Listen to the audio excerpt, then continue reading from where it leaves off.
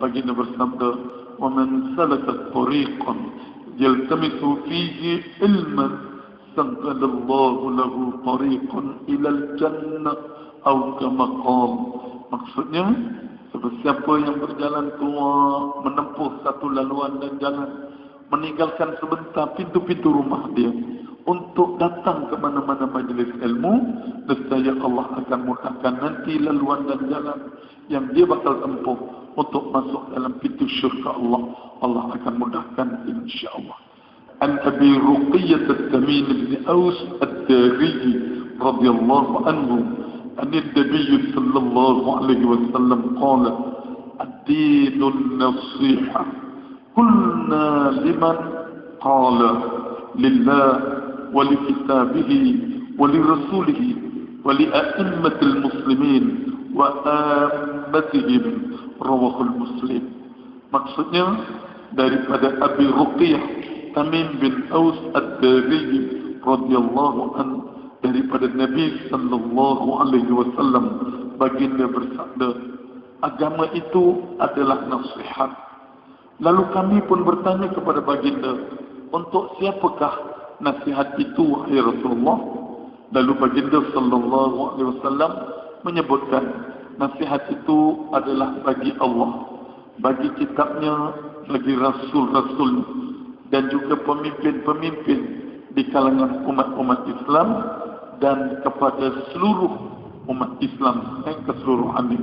Hadis ini diriwayatkan oleh Imam Muslim. Baik, insyaAllah pagi ini kita sampai kepada tajuk yang ketiga, yaitu muka surat 156. Nasihat bagi imam-imam kaum muslimin dan orang ramai. Jadi kita dah baca yang lepas tentang nasihat untuk Allah. Untuk Allah ni maksudnya, bila kita nasihat, tak ada lain. Saya nasihat ni kerana Allah. Saya nasihat ni kerana Allah yang perintah. Saya nasihat ni kerana Allah. Saya nasihat ni kerana Allah yang perintah untuk nasihat menasihati. Tidak habislah. Kemudian yang kedua, wali kitabihi. Saya nasihat ni kerana dia dituntut di dalam Al-Quran. Al-Quran menganjurkan supaya kita ni nasihat menasihati. Kita tegur menegur. Baik, yang ketiga, wali rasulihi, dan untuk rasulnya. Artinya kita nasihat menasihati ini kerana diperintah oleh Rasulullah. Rasulullah perintah, Rasulullah ajar, Rasulullah anjurkan untuk kita nasihat menasihati. Dan insyaAllah pagi ini kita masuk kepada yang keempat, wali a'immatil muslimin wa ammatihim, iaitu nasihat bagi imam-imam. Imam ni ialah pemimpin-pemimpin. A'immah jamak kepada imam. Kalau satu imam, kalau ramai-ramai a'immatan. Baik, a'immah ni pemimpin. Sebab tu imam, kita panggil imam ni sebab dia ada kat depan. Dia paling depan. Atau kita kata imam. Imam ni sebenarnya orang yang memimpin. Jadi kalau dalam solat, dia memimpin solat kita. Kalau imam dalam negara, pemimpin-pemimpin dalam negara. Dalam negeri, dalam masyarakat, dalam kampung kita. Dan kita semua adalah pemimpin. Kita pemimpin kepada diri kita sendiri. Memimpin isteri, memimpin anak-anak, cucu, memimpin keluarga. Lepas itu disebut dalam hadis yang lain, kullukum ra'in wa kullu ra'iyatin mas'ulun birra'iyatin. Semua kamu adalah pemerintah, pemimpin, dan setiap pemimpin itu bakal ditanya oleh Allah tentang kepimpinan dia. Baik, insyaAllah nasihat bagi imam-imam kaum muslimin dan orang ramai. Wa ammatihim, rakyat keseluruhannya, orang Islam seluruhnya. Imam-imam kaum muslimin itu ialah pemimpin-pemimpin semua, daripada peringkat nombor 1, nombor 2, sampailah pemimpin yang paling rendah sekali. Semua ada pemimpin. Raja-raja, termasuk raja pun pemimpin. A'imah. Ulama-ulama pun sama. Al-ulama warasatul anbiya.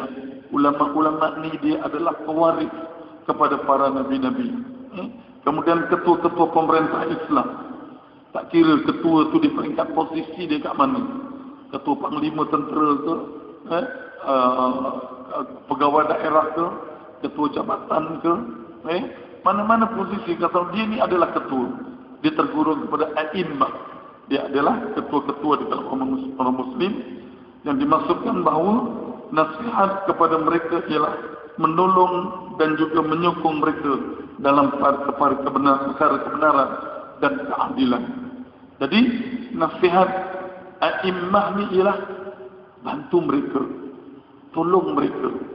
Kalau mereka tak betul, tolong betulkan, tegur mereka, perbetulkan mereka.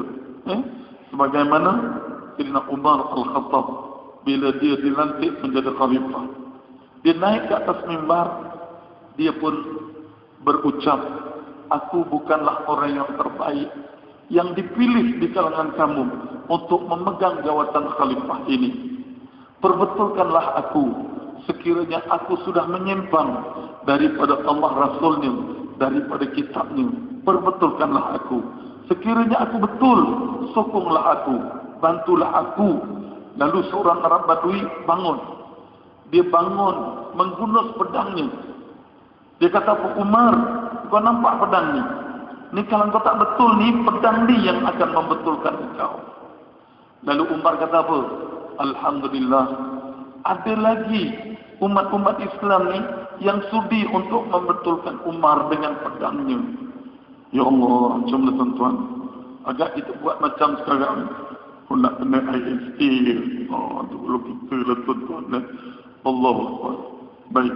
Jadi, menolong pemimpin-pemimpin ini ialah menolong dan menyokong mereka dalam perkara kebenaran dan keadilan. Sebab itu di dalam hadis Nabi menyebutkan, la ta'atil makhluk fi ma'siyatil khaliq. Tak boleh taat kepada makhluk, terutama pemimpin tadi, bila dia perintah kita untuk bermaksiat kepada Allah. Dia perintah benda tak betul. Dia perintah kita sesuatu perkara yang menyalahi perintah Allah dan Rasulnya. Kita tak wajib taat. Sebab itulah dia minta maaf. Kalau tiap-tiap Jumaat kan Hatib baca, Ati'ullah wa ati'ur Rasul wa ulil amri minkum. Kan surah An-Nur ayat 69. 169. Baik. Dalam tafsir-tafsir, kalau kita baca kita tafsir yang agak muktabar, yang besar, tafsir Ibnu Katsir, tafsir Al-Qurtubi, dan beberapa tafsir-tafsir yang lain, dia merujuk kepada kata-kata Abdullah bin Abbas radhiyallahu anhu. Abdullah bin Abbas ni dia sepupu kepada Nabi. Dia lahir di Madinah. Di antara generasi pertama lahir di Madinah, Abdullah bin Abbas. Dia anak kepada Sayyidina Abbas bin Abdul Muttalib, iaitu pakcik Nabi. Bila dia lahir, Nabi sayang kat dia. Sebab Nabi tidak mempunyai anak laki-laki yang hidup besar. Jadi bila Abdullah bin Abbas ni lahir, Nabi sayang. Nabi sayang, ajak dia berjalan, ajar dia banyak perkara. Sehingga Abdullah bin Abbas ni sangat menguasai ilmu Al-Quran. Sehingga bila ada apa-apa persoalan tentang Al-Quran, sahabat-sahabat akan bertanya kepada Abdullah bin Abbas. Terutama Rasulullah dah wafat, Sayyidina Abu Bakar dah wafat. Rujukan kepada Abdullah bin Abbas. Jadi tafsir tadi mengenai ayat ini, Ati'ullah wa ati'ur Rasul wa ulil amri minkum. Abdullah bin Abbas menafsirkan apa tuan-tuan? Ati'ullah, taat kepada Allah mutlak. Mutlak ni apa? Tak boleh pertikai. Taat kepada Allah ini mutlak, tak boleh pertikai. Kita tak boleh buat bantahan. Kenapa aku kena taat kepada Allah? Kenapa yang ini aku kena taat? Tak boleh ke aku taat benda lain? Tak boleh. Sebab Ati'ullah, perintah qat'i, putus secara mutlak taat kepada Allah. Wa ati'ur Rasul, dan taat kepada Rasul juga mutlak. Artinya tak boleh bantah. Kenapa nak ikut macam ni? Kenapa nak buat macam ni? Kenapa Nabi suruh macam ni kita kena ikut? Tak boleh ke kita ada cara lain? Tak boleh. Mutlak. Mutlak ni tak ada pertikaian. Jadi ati'ullah, taat kepada Allah mutlak. wa ati'ur rasul, taat kepada rasul mutlak. Sampai wa ulil amri minkum, pemimpin di kalangan kamu.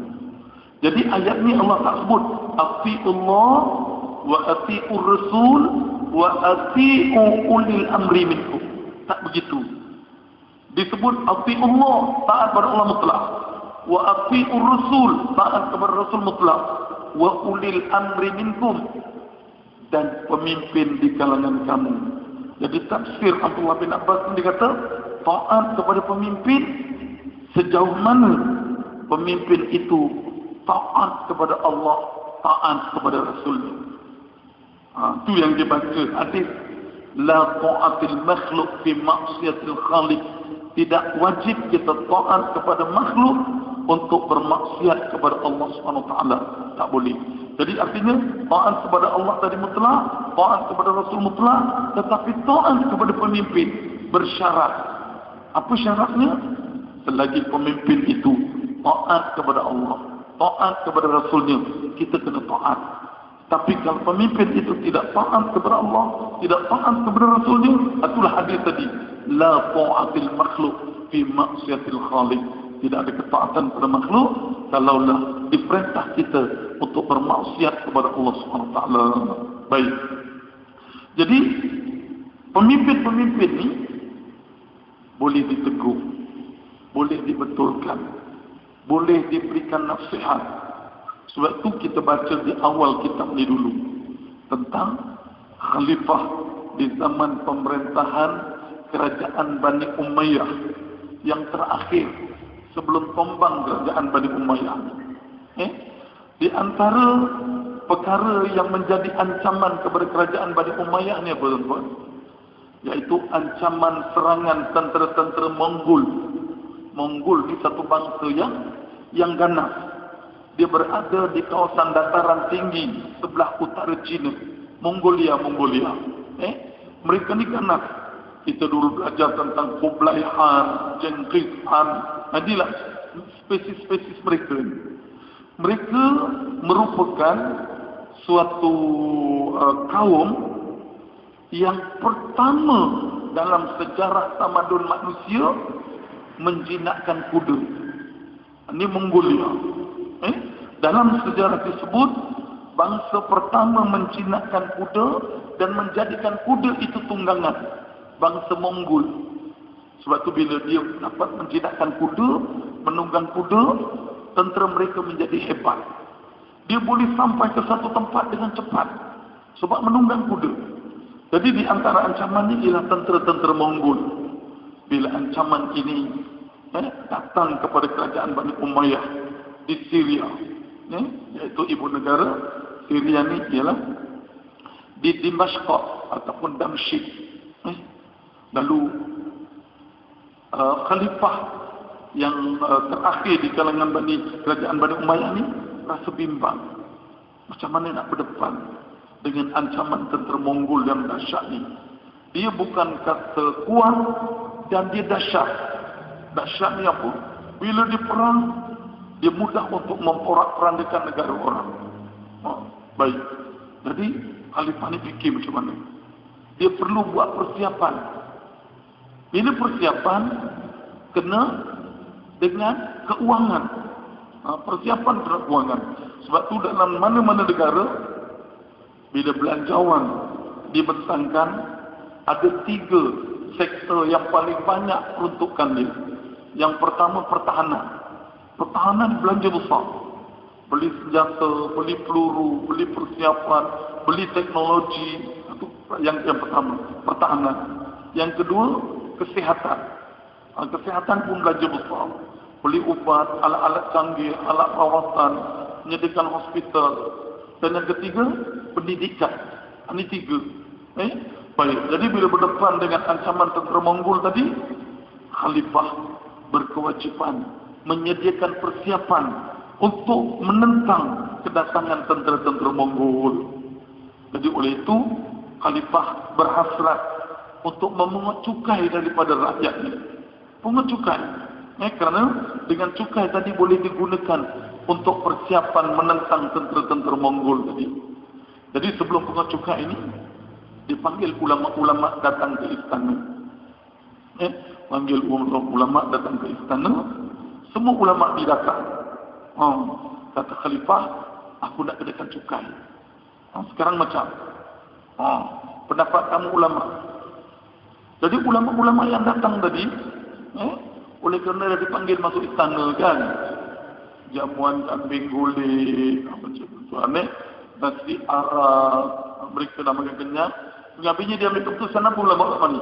Harus tuanku, harus boleh ambil.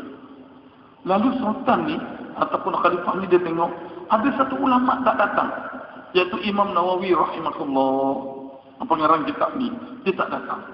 Ditanya mana Imam Nawawi, kenapa dia tak datang? Lalu sultan tulis surat kepada utusan dia, cari Imam Nawawi ni di mana, suruh dia datang bagi istana dan bagi tunjuk sebab apa pasal dia tak datang. Jadi bila jumpa utusan tu tunjuk surat Imam Nawawi, Imam Nawawi balas balik, yang patut datang jumpa ialah sultan. Jumpa aku, bukan aku jumpa sultan. Sebab dia nak mengharap daripada aku. Dia kena datang jumpa aku, bukan aku jumpa dia. Jadi bila khalifah ni dapat macam ni, dia pun, itulah baiknya khalifah ni dapat, dia pun adakan temu janji pertemuan. Dia jumpa Imam Nawawi. Jadi bila dia jumpa Imam Nawawi, dia tanya, ulama semua dah setuju boleh harus pungut cukai, engkau macam mana? Lalu Imam Nawawi dengan tegas dia kata, apa tuan-tuan, aku dapati dalam istana tuanku hidup bermewah-mewah, sudu daripada emas, garpu daripada emas, pinggan-pinggan perhiasan daripada emas, dan permaisuri kamu masih banyak tergantung barang-barang kemas. Putri-putri kamu, perhiasan-perhiasan dalam istana.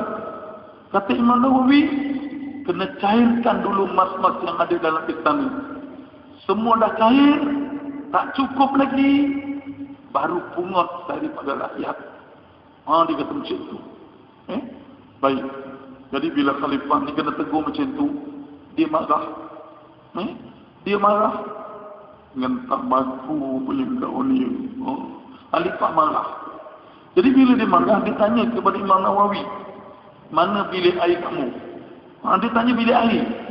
Pelik juga. Mana bilik air kamu? Kata Imam Nawawi dekat belakang. Dia pergi ke belakang. Bila keluar balik, Imam Nawawi dapati bajunya basah-basah. Rupanya dia mengambil wuduk. Ini bagusnya. Malah pergi ambil wuduk. Sebab itu Nabi sebut dalam hadisnya, bila sahabat tanya, wahai Rasulullah, nasihatkan aku, nasihatkan aku. Nabi sebut, la taghdab, la taghdab, la taghdab, salasata marrat. Kamu jangan marah, kamu jangan marah, kamu jangan marah 3 kali. Marah daripada syaitan. Syaitan dibuat daripada api. Bila seorang daripada kamu marah, segeralah padamkan api dan mengambil wuduk. Padamkan api itu dengan air atau mengambil wuduk. Jadi kalau marah tu cepat ambil wuduk. Sampai Nabi pesan, bila kamu marah dalam keadaan berdiri, hendaklah kamu segera duduk. Bila duduk juga tak hilang marah, hendaklah kamu segera berbaring. Sebab apa marah? Darah naik kepala. Sebab tu duduk. Duduk ni biar rendah sikit. Tak hilang marah, baring. Biar stabil darah kita. Kita kan terbalik.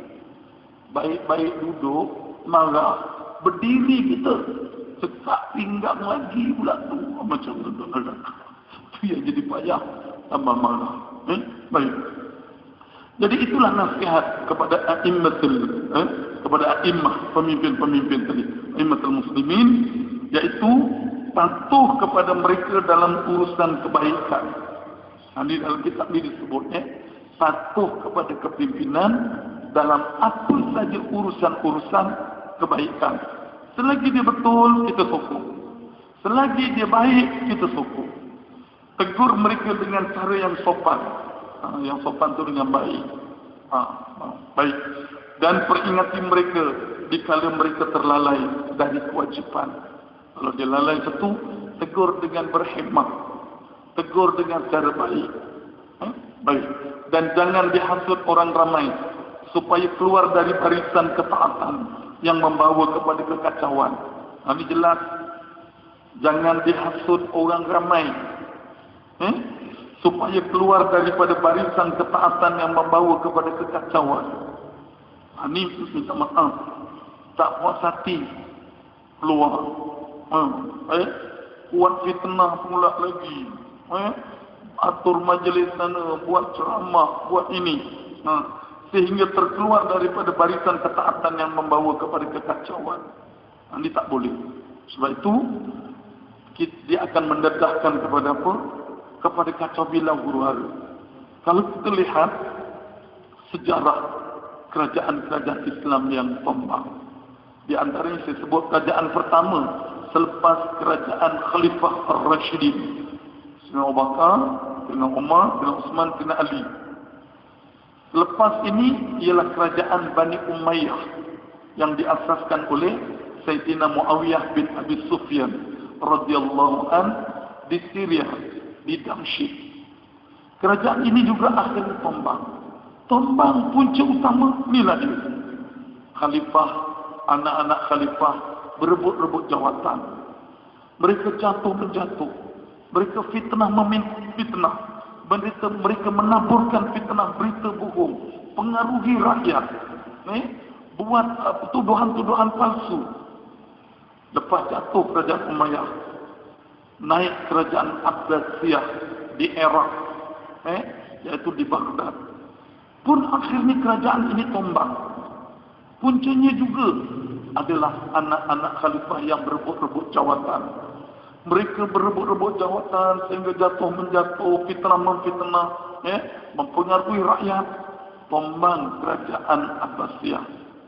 Naik kerajaan Fatimiyah di Mesir pun sama. Naik pula kerajaan Andalusia di Spanyol selama 850 tahun.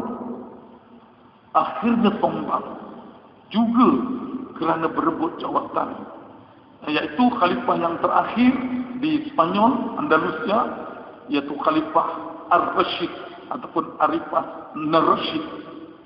Anak-anak dia berebut-rebut, berebut-rebut kuasa sehingga jatuh. Yang paling sedih apa?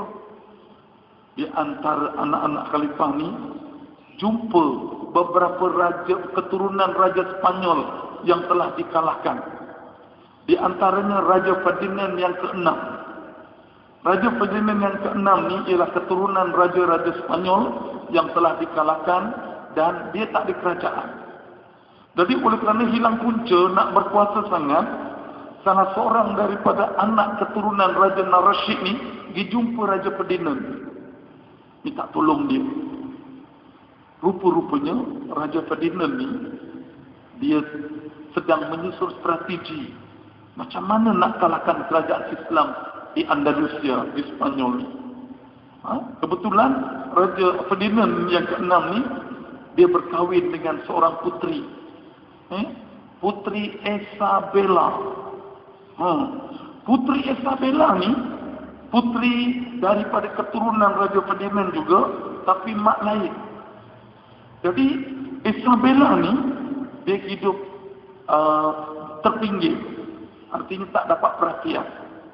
Biasalah budak tak dapat perhatian, hatinya memberontak. Dan di antara hatinya mendendam ni siapa? Dia dendam kepada orang-orang Islam yang menjatuhkan kerajaan Spanyol, Raja Ferdinand. Bila dendam, dia berkahwin pula dengan Raja Ferdinand yang ke-6 ni.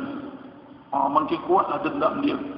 Kebetulan bila anak Khalifah Nar-Rashid ni datang minta tolong, dia kata peluang terbuka. Peluang terbuka yang selama ni kita payah nak dapat. Lalu dia berjanji untuk menolong. Dan peranan Ratu Isabella lah akhirnya yang menjadikan kerajaan Andalusia Spanyol walaupun 850 tahun lebih akhirnya jatuh, dapat dikuasai. Pupus umat Islam di Spanyol sampai sekarang. Tinggal zuriat keturunan yang orang kata tak berpegang pada Islam yang sebenar. Ratu Isabella. Kita kalau Isabella ni subhanallah, terangkat angkat kaki kita tuan-tuan. Isabella adalah, ya Allah subhanallah.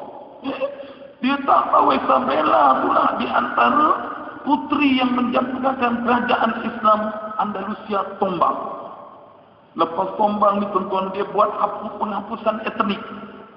Dibunuh beramai-ramai umat Islam. Sehingga di antara penipuan dia pun, umat Islam boleh berpindah ke negara lain yang dia nak, dan kami sediakan pengangkutan. Lalu pada hari yang dijanjikan, umat Islam dikeluar beramai-ramai, bawa keluarga, bawa barang yang barang yang sempat bawa. Mereka berkumpul di satu pelabuhan Granada. Granada ni satu bandar di Spanyol. Kumpul di Granada, rupanya bukan kapal yang datang, tetapi mereka dibunuh beramai-ramai di tepi pantai Granada. Mana-mana yang tak nak keluar, tentera-tentera ni akan masuk ke rumah-rumah mereka. Tentera ni bila dia masuk ke rumah orang Islam, nak tahu pasal mereka kebanyakan dah takut. Kadang-kadang Islam ke Spanyol ke, dia dah takut sangat, dia kata Spanyol. Jadi tentera-tentera Raja Ferdinand ni tuan-tuan, dia nak nak tipu ni mudah je. Kami minta awak sediakan arak dan daging babi, hidangkan kepada kami. Jadi rumah orang Islam mana ada arak, mana ada daging babi. Bila tak boleh menyediakan arak, tak boleh menyediakan daging babi, mereka dibunuh satu keluarga. Macam itulah dia buat penghapusan etnik. Rupa penghapusan etnik ni tuan-tuan bagi orang Islam berlaku sebab zaman itu. Bukan zaman Rongkian, bukan zaman Palestin, bukan zaman Syria, tapi zaman itu dah berlaku dah. Jadi balik cerita ni, iaitu bila berlaku pemimpin yang orang kata tidak melakukan kebenaran, kita kena tegur dia. Jadi tegur tadi dengan berhikmah, dengan sopan, dengan peringatan, terutama bila mereka lalai daripada kewajipan. Tetapi kat sini disebut terang, jangan dihasut orang ramai supaya keluar daripada barisan ketaatan dan membawa kepada kekacauan. Ini jangan asut sana, asut sini, fitnah sana, fitnah sini, buat roadshow lagi, menimbulkan kekacauan. Jadi maksud nasihat kepada orang ramai kaum muslimin ialah memimpin mereka ke jalan yang benar. Jadi umat Islam ni kena ada pemimpin yang berwibawa, boleh bawa kepada masyarakat ni ke arah kebenaran, iaitu kebenaran Allah dan Rasulnya. Al-haqqu min rabbik fala takunanna minal mumtarin. Kebenaran itu datangnya daripada Allah, dan jangan sekali-kali kamu menjadi orang-orang yang rugi, jangan yang ragu. Mengawasi mereka dari jalan yang salah. Ini tugas pemimpin. Tengok rakyat, apa kepentingan rakyat, apa perkara yang perlu dibetulkan rakyat ni, baik fahaman mereka, anutan mereka, kepercayaan mereka. Jadi tugas-tugas pemerintah ni berat. Macam mana dia nak menjadikan rakyat dia boleh hidup harmoni, menjaga maslahah ramai, supaya harmoni hidup, orang kata saling percaya mempercayai, hidup dalam keadaan saling hormat menghormati. Ini tugas. Bila ada sesuatu, pemimpin kena bertindak cepat. Orang kata supaya jangan menular, jangan orang kata merebak-rebak, cepat ambil tindakan. Kemudian mengajar mereka, mengajar. Sebab tu dia ada orang kata dalam bahasa pendidikan dia panggil kurikulum dia. Ada kurikulum dia, ada konten, ada kandungan macam mana nak didik rakyat. Kerajaan ada modul dia. Daripada dulu sejak merdeka, waktu itu ramai yang buta huruf. Jadi kerajaan lepas merdeka di antaranya pun buat kelas-kelas dewasa, kan? Ajak orang-orang dewasa keluar, belajar menulis, belajar membaca. Ini tugas kerajaan. Apakah peran rakyat? Belajar dari mereka. Iaitu kerajaan ni kadang-kadang kena belajar daripada rakyat. Setengah-setengah rakyat ni mempunyai kelebihan daripada yang lain. Ada rakyat ni yang dia rajin, dia bekerja, dia mempunyai kelebihan. Itu kena belajar daripada mereka. Tolong menolong antara mereka dalam perkara kebaikan dan takwa. Wa ta'awanu 'alal birri wat taqwa wa la ta'awanu 'alal itsmi wal 'udwan. Bertolonglah bantu kamu atas perkara-perkara takwa dan kebaikan, dan jangan kamu bertolong-tolong atas perkara permusuhan dan juga perkara yang tak baik. Saling hormat menghormati, cinta mencintai, bersama-sama memelihara kemaslahatan hidup. Kemaslahatan hidup ni apa? Kepentingan bersama. Maslahah kita selalu sebut. Ni yang selalu kita sebut. Di antara Islam yang diwar-warkan ni apa? Iaitu baik tentang satu istilah yang selalu kita dengar. Iaitu istilah ni perlu rakyat dia kena faham. Tentang apa? Ini tentang kemaslahatan tadi. Tentang kemaslahatan supaya kita tahu maslahah. Maslahah ni ialah kepentingan ramai. Demi kepentingan ramai. Nak menjaga kepentingan ramai. Ini di antaranya kepentingan ramai. Seminggu dua ni bila nak dibuat apa? Beer Fest 2017, iaitu pesta minum arak, minum bir. Dia nak buat besar-besaran di Kuala Lumpur. Ini demi kemaslahatan ni, Dewan Bandar Raya cepat bertindak. Dia tak keluarkan permit untuk supaya kawal, jangan berlaku apa-apa. Sebab bila pesta mabuk, bila mabuk ni hilang kewarasan, nanti boleh jadi macam-macam perkara. Dah mabuk. Sebab itu dalam Islam ni ada 5 perkara yang penting. 5 saja, sebelah tangan. 5 perkara yang penting dijaga. Yang pertama dipanggil khamsatul daruriyat. 5 perkara utama yang wajib tiap orang jaga. Yang pertama adalah jaga akal. Jangan mabuk. Jaga akal jangan mabuk ni bukan kita orang Islam. Orang bukan Islam pun kena jaga juga. Supaya apa? Bila dia tak jaga akal, dia mabuk, timbul masalah. Sebab tu kita punya cogan kata apa? Don't drink and drive. Jangan minum dan memandu. Sebab bila minum, mabuk, memandu bahaya. Tempuh orang lain, kemalangan jalan raya, melibatkan nyawa, melibatkan kematian. Mabuk. Sebab tu bila berlaku kemalangan, polis trafik bawa dia 2 je. Polis akan buat ujian air kencing, ujian akal. Sama ada mandu di bawah pengaruh alkohol ataupun mandu di bawah pengaruh dadah. 2 je. Kalau waras insya-Allah. Tembok masjid tempat saya tu berapa kali pecah. Kena langgar pukul 2 berdentum. Tengok ya Allah, tembok pecah. Mabuk pukul 2, pukul 3 pagi biasa berlaku. Jadi yang pertama jaga akal, jangan mabuk. Islam menghadkan. Nak minum boleh, tapi dalam rumah masing-masing. Dalam rumah tak apa. Sebab tu permis menjual arak ni sebenarnya dia letak boleh jual arak, tapi minum bawa balik. Jangan minum lata-lata. Nanti nak balik gaduh, mabuk. Jaga akal jangan mabuk. Pertama. Yang kedua, menjaga nyawa, jangan membunuh. Yang kedua, baik bunuh sengaja ke bunuh tak sengaja ke, jangan terlibat dengan pembunuhan.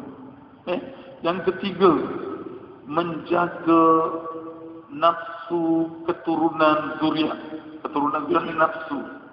Jaga keturunan zuriat, jangan berzina. Yang keempat, menjaga harta, jangan mencuri, jangan merompak. Dan akhirnya yang kelima, menjaga iman, jangan murtad. Atau 5 jaga. Kalau 5 ni dapat pelihara, dapat jaga, insya-Allah selamat. Itu dipanggil maslahah, kemaslahatan umum, demi kepentingan umum. Yaitu dia kata dengan menjauhi sifat-sifat yang membangkitkan fitnah dan permusuhan. Jaga, jangan sampai api permusuhan, api fitnah, orang kata menyala-nyala, kena cepat padam, sebab bahaya. Perkauman, resis, perkauman ni kena jaga. Banyak peristiwa dalam negara kita ni, bila perkauman ni tak dapat dibendung, ni bahaya. Sebab itu kena jauhi perkara boleh bangkitkan fitnah. Ni permusuhan. Memahami bahawa tiap orang adalah anggota dalam masyarakat yang mempunyai hak. Jadi tak orang ada hak dalam masyarakat, kena hormati hak masing-masing. Tidak ada masyarakat kalau tidak ada diri perseorangan. Jadi artinya sebuah masyarakat, lahirnya masyarakat, terdirinya masyarakat kerana ada ahli-ahli perseorangan. Membentuk ahli-ahli perseorangan itu bentuk keluarga. Beberapa keluarga barulah membentuk satu masyarakat. Sebab itulah disebut dalam kitab ni kebaikan masyarakat kerana kebaikan tiap-tiap diri. Itu dia. Kalau diri, tiap-tiap diri boleh jadi baik, masyarakatnya akan jadi baik. Sebab itu tuan-tuan, orang kata segala-galanya bermula daripada diri seseorang. Segala-galanya bermula daripada rumah tangga. Kalau rumah tangga itu baik, ahli rumah tangga baik, pendidikannya baik, fikirannya baik, dia keluar ke masyarakat, insya-Allah akan jadi baik. Tapi kalau dia tak baik, keluarganya tak baik, keluarganya porak-poranda, keluarganya pecah belah, keluarganya tak ada pendidikan yang baik, dia keluar pada masyarakat, dia akan menimbulkan masalah dalam masyarakat. Ini sifir yang paling mudah. Jadi, baik masyarakat, baik individu, baik keluarga, insya-Allah masyarakat akan jadi baik. Begitu pula sebaliknya. Jadi kalau tak baik individu, tak baik masyarakat, tak baik keluarga, masyarakat jadi tak baik. Dan antara jalan untuk memelihara keselamatan masyarakat, hendaklah ada nasihat dan pimpinan yang sihat. Jadi, orang kata timbal balas. Rakyat boleh menegur pemimpin. Pemimpin menasihatkan rakyat dalam perkara-perkara kebaikan.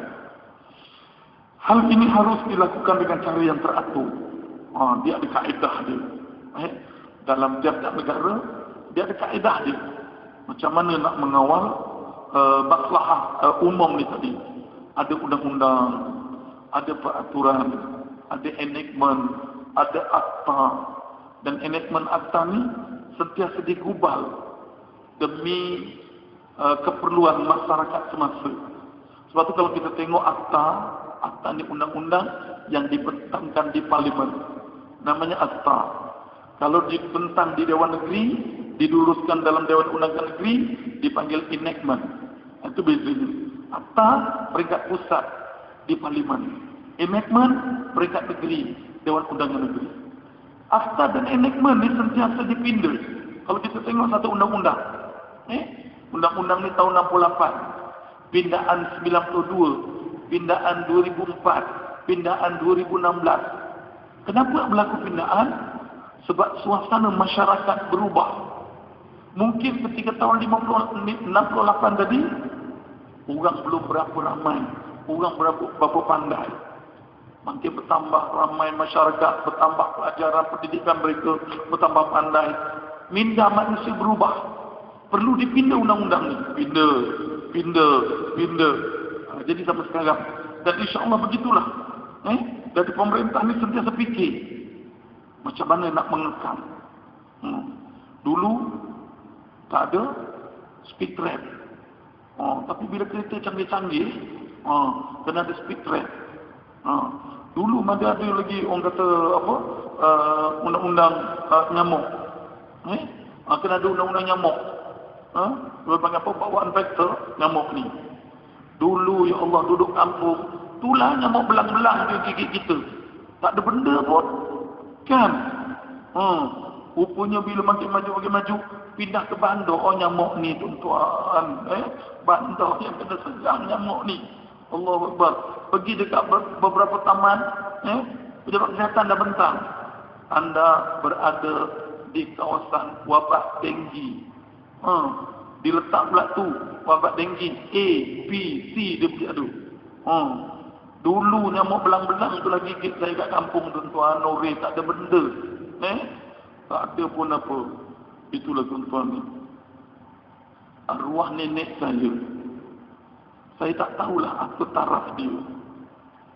Dia cerita dengan saya. Dia cakap apa? Masa kau besar besok, dia kata, orang kena gigit nyamuk mati, dia cakap. Saya kecil-kecil lagi. Bila dia cakap macam tu, saya ketawakan. Ketawa daripada dia, macam mana nyamuk gigit boleh mati? Itu ya Allah. Biasa tuan-tuan bitak-bitak nyamuk, dia tak ada hal orang kata. Tak ada benda pun. Ya, kau tengok besok. Kau besar besok, orang kena gigit nyamuk mati tahu, dia kata. Rupa betul tuan-tuan dah besar macam ni. Cerita mati kenapa? Denggi berdarah. Nyamuk dah tu. Saya tak tahu, tapi arwah nenek saya dah cakap. Besok kau besar, orang mati digigit nyamuk. Pernah dia cakap dengan saya pun. Dia kata besok kau besar, harimau dia tak terkam orang dalam kebun, dalam hutan. Harimau pergi kat jalan raya terkam orang. Jadi kita kecil, mana kita boleh fikir? Rupanya bila dah besar-besar, betul tuan-tuan, harimau dekat jalan. Tapi orang tak panggil harimau. Orang panggil Honda, panggil Toyota, panggil Suzuki, kan? Terkam orang betul dekat jalan, rupanya mati banyak. Allahu Akbar. Ni arwah nenek saya. Saya dah besar-besar terfikir. Apa darjat arwah nenek saya ni? Tapi dia cakap. Sampai dia cakap tuan-tuan. Kau besok besar, orang sembahyang kat Mekah pun kau boleh tengok, dia kata. Ish, ya ke cakap? Kat Mekah tu jauh. Ya, kau besok besar, orang sembahyang kat Mekah kau boleh tengok, dia kata. Rupa betul tuan-tuan. Orang sembahyang Mekah live kita boleh tengok kat sini. Orang wukuf live kat sini. Orang tawaf live kita kat sini. Itulah tuan-tuan bukan dulu ni, subhanallah. Baik. Jadi balik kepada ini tadi, ini penting. Iaitu hal ini harus dilakukan dengan teratur. Jadi kena ada modul. Macam mana nak mengurus tadbir negara, orang kata. Adalah modul dia. Baik. Jabatan penerangan ada, jabatan kesihatan ada, jabatan pertanian ada. Ini ada modul dia lah. Baik. Mengikut jalan yang benar lagi bijaksana. Dengan menghindarkan perkara yang membawa kepada keburukan. Apa-apa benda buruk, kena hindari. Baik dalam cara mengeluarkan perkataan maupun dalam melakukan perbuatan. Jadi apa tuan-tuan? Kena cermat. Nak berkata-kata, nak buat kenyataan. Terutama sekarang ni, kita bercakap aja, orang boleh rekam, orang boleh viralkan. Tindakan, percakapan, ucapan, kenyataan, ini semua kena berhati-hati. Jadi nasihat memang besar faedahnya, tetapi kalau silap cara membawa, dia silap membawa nasihat ni, dia membawa bencana. Sebab tu nasihat ini kaitannya dengan apa? Dua, hikmah dan kebijaksanaan.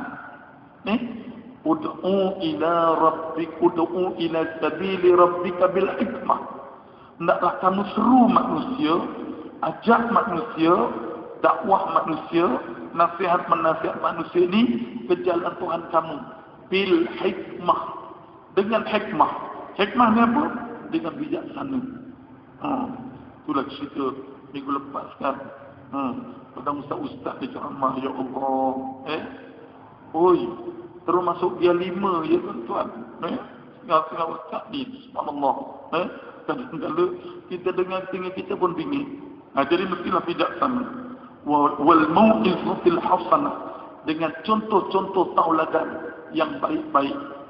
Wajadilhum billati hiya ahsan. Wajadil, berbahas dengan mereka dengan perbahasan yang baik-baik, diterima oleh akal. Berbahas dengan sopan, dengan rasional kata. Baik. Jadi kalau silap ini akan bawa bencana. Di banyak peribahasa kita. Sebab mulut tantan binasa, sebab mulut badan binasa. Terajak pelahu boleh diundur, terajak kata buruk padanya. Macam-macam lah. Tentang mulut, tentang lidah ni. Baik, sebab tu kena jaga. Kadang-kadang nasihat itu. Baik. Ada seorang semalam jumpa saya. Dia kata apa? Ustaz, saya tengok anak jiran saya bawa budak perempuan balik rumah.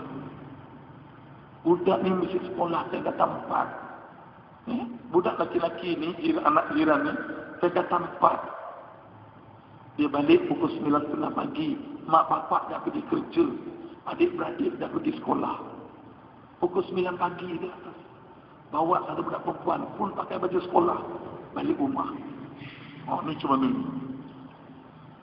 Jadi dia tanya saya kena tak cakap dengan ayah ni. Inilah dia teman. Kalau silap membawa bencana, nak tegur anak orang bukan senang. Silap-silap jadi gaduh besar ni. Saya kata kena cakap. Cakap dengan ayah dia baik-baik. Demi Allah, inilah kira ad-dinun nasihat tadi. Walillah, walikitabi, walirasulihi, wali'a'immatil muslimin, wa'ammatihim. Cakap dengan ayah, demi Allah, saya cakap benda yang benar. Anak awak begini begini.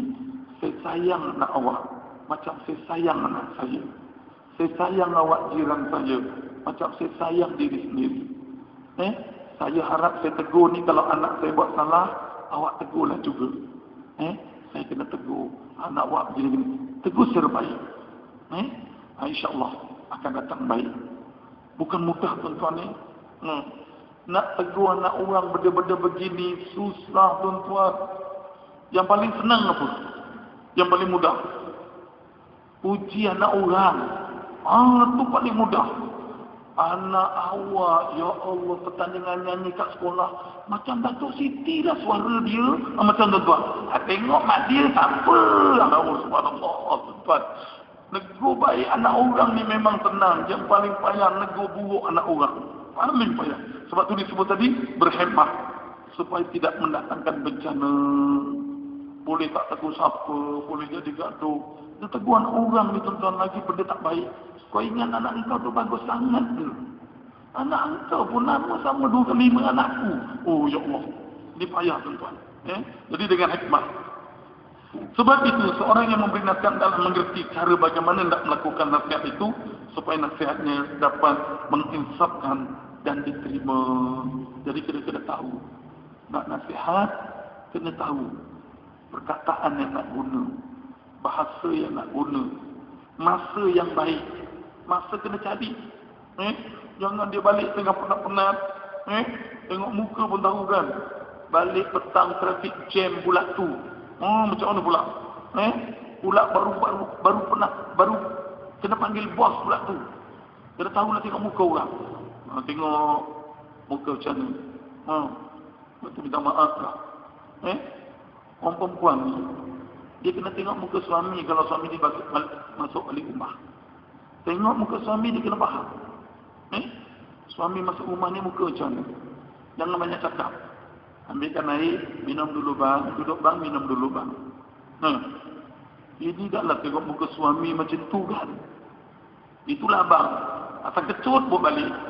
Asam jauh. Asam buat balik. Ya Allah. Memang jadilah tuan-tuan. Sebab tu kena berhikmah. Dalam apa pun.